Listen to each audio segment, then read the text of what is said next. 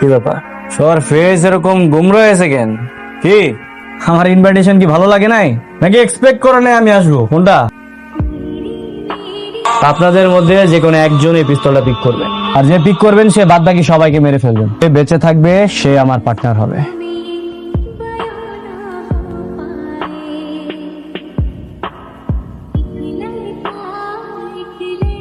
बहुत दिन इस लड़की को यहाँ पर रखा जावे ना, बहुत जल्द उसको बेच देते হবে। তার আগে তুই বিক্রি হয়ে যাবি।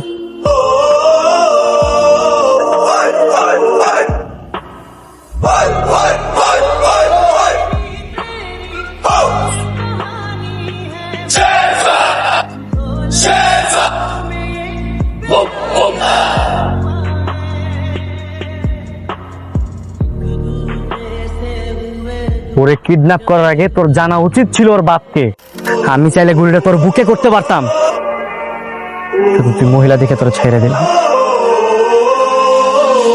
ম্যাডাম আমাকে ডেকেছেন? হ্যাঁ শাফিজ, শোনো, ডাক্তার শেহজাদকে একদম পরিপূর্ণ রেস্টে থাকতে বলছে। ছেলে তো বীর পুরুষ, তাকে তো কোনোভাবেই রেস্টে রাখা যাবে না। শেহজাদ স্মৃতি হারানোর পর যা যা কিছু হয়েছে, তুমি কিন্তু কোনো কিছু বলবে না শেহজাদকে। ঠিক আছে ম্যাডাম। শেহজাদ চৌধুরী এতদিন পর কোথা থেকে আসলো এটা জানি না, আপনার লাভকে।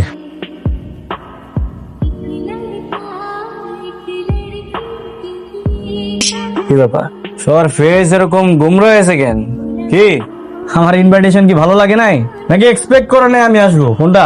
দুদিন আমি ছিলাম না, খুব বিজনেস করছেন আপনারা। হ্যাঁ, গোল্ডের ইম্পোর্ট এন্ড এক্সপোর্ট বিজনেসের ওনার শুধুমাত্র আমি থাকবো। আমার এত মানুষের প্রয়োজন নাই। হ্যাঁ, একজন পার্টনার থাকতে পারে। আপনাদের মধ্যে যে কোনো একজন এই পিস্তলটা পিক করবে, আর যে পিক করবেন সে বাদ বাকি সবাইকে মেরে ফেলবেন। যে বেঁচে থাকবে সে আমার পার্টনার হবে।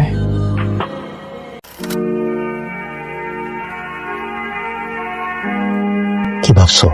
তোমার একটা চোখের ইশারায় এতগুলি লোকের জীবন আমি নিয়ে নেবো? না না না না না, আমি এদের সাথে এতদিন ব্যবসা করছি, আর এদের সাথে আমি নেমোখারামি করতে পারবো না। যদি মরতে হয় তুমি মরবে। হ্যাঁ, তাহলে তো আমাকে গুলি করতে হবে, তাই না? গুলি করে কি হাত কাঁপছে কেন? ছুটবে, ভয় পাওয়ার কিছু নাই। আমি এরকম লয়াল একজনকে খুঁজছিলাম, আর কাজের প্রতি সততা থাকবে এবং বুক ভরা সাহস থাকবে। আজকে থেকে আপনি আমার পার্টনার, আপনারা জাস্ট আউট। আজকের পর থেকে গোল্ডের বিজনেসের যত কল আসবে আপনি রিসিভ করবেন, ডিলগুলো আপনি হ্যান্ডেল করবেন। হ্যালো। আসসালামু আলাইকুম ভাবি। ওয়ালাইকুম সালাম ভাই। শেহজাদ কেমন আছে? ওর অবস্থা এখন কেমন? ভালো? জি ভালো। ঠিক আছে ভাবি, আমি তাহলে কালই চলে আসছি। তুই যখন হারাই গেছিলা তুমি তখন ভয় পেয়েছিলা? না বাবা, আমি ভয় পাই না, আমি অনেক সাহসী। সাব্বাস। জীবনের কোনো পরিস্থিতিতে ভয় পাওয়া যাবে না, সবসময় সাহস নিয়ে আগাতে হবে।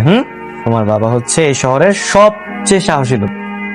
সাবির সাহেব, 2 দিনের মধ্যে এত কিছু পরিবর্তন কিভাবে হলো? আপনি অসুস্থ ছিলেন, আমি সামলে নিয়েছি। কদিন রাতে আপনি আর আমি মোহাম্মদপুর গিয়েছিলাম, সাডেনলি আমাদের উপর অ্যাটাক হয়েছিল। জি স্যার, হয়েছিল। সাবির সাহেব, মুখোশের আড়ালেও কিন্তু মুখোশ থাকে। আপনি কাউকে চিনেছিলেন? না স্যার, আমি চিনবো কিভাবে? ওই অ্যাটাকের পরে একটা গাড়ি এসে আমাকে চাপা দিতে চেয়েছিল, ওই ড্রাইভারকে আমি চিনতে পেরেছি। ওই ড্রাইভারকে তুলে নিয়ে আস।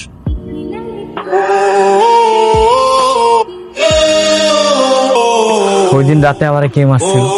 বিশেষ করে স্যার, আমি জানি না স্যার। তুই বল, তোকে মারার অর্ডার কে দিয়েছিল? দাউদ খান দিয়েছিল? বল, দাউদ খান দিয়েছিল, বল। স্যার, উনি দাউদ খান না স্যার। স্যার, দাউদ খানকে আমি চিনি স্যার, উনি আমাকে পাঠিয়েছেন স্যার, আমাকে আরেকজন পাঠিয়েছিল। অন্য কেউ? কে? আমি দেখলে চিনবো স্যার। তবু দেখলে চিনতে পারবি? জি জি স্যার। চিনতে তো তোকে হবেই। দেখো, তুমি তো এখনো প্রপার সুস্থ হয়নি, কয়দিন আগে মাত্র অ্যাক্সিডেন্ট থেকে উঠে আসলাম। আমার মনে হয় কিছুদিন তোমার রেস্ট নয় বেটার। তুমি তো তা শুনছো না, তুমি এখন যা ইচ্ছে তাই করে বেড়াচ্ছ, যেটা একদমই ঠিক না। আমি বুঝতে পেরেছি। কি হয়েছে, কিছু বলবে? মা, আপনার ছেলে বারবার আমার কাছে আসতে চাচ্ছে। আমি কি এখন ওর বৈধ স্ত্রী আছি? মানে? মানে আমি তো শরীয়ত মোতাবেক ওই রিশাদকে বিয়ে করেছিলাম, তাহলে তো এখন আমি আর শেহজাদের বৈধ স্ত্রী না। তাহলে এখন কি করতে হবে? আমাদেরকে আবার বিয়ে করতে হবে। মা, আপনি একটু সমাধান করে দিন না।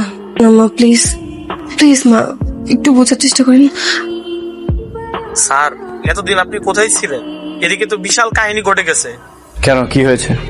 স্যার দুবাই আপনি অনেকদিন ধরে আসেন না। ইবনে খলিল আপনার দুবাইয়ের চেয়ারে বসছে, আপনার ব্যবসায় হাত দিছে। হোয়াট? আমি না থাকলে আমার জিনিস অন্য কেউ ধরবে? আমার জিনিস মানে সেটা আমার জিনিস। আমি বেঁচে থাকলেও সেটা আমার, আমি মরে গেলেও সেটা আমার। ওই ইবনে খলিলকে মেরে বস্তায় ঝুলিয়ে রাখো, বাকিটা আমি দেখতেছি। মা কিছু বলবা? তোর সাথে আমার একটা কথা ছিল। কি কথা বলো?